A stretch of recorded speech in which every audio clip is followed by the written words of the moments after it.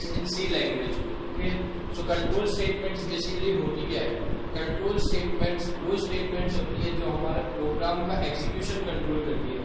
जब भी हम प्रोग्राम रन करते हैं तो हमारा कोड जो होता है वो एग्जीक्यूट होता है लाइन बाय लाइन, लेकिन उस एग्जीक्यूशन को अगर हमें कंट्रोल करना है तो हम उसको कंट्रोल स्टेटमेंट्स का यूज लेके कंट्रोल करते हैं।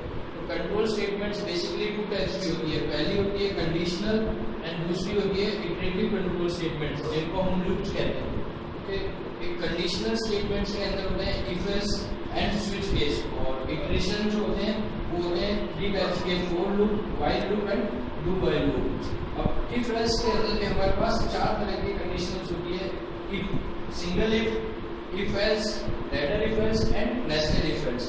तो अब हम पहले जो देखेंगे वो देखेंगे हम conditional statements related to if conditions and else conditions, और नेक्स्ट सेक्शंस में हम देखेंगे स्विच केस। तो स्टार्ट करते हैं हम सिंगल इफ से।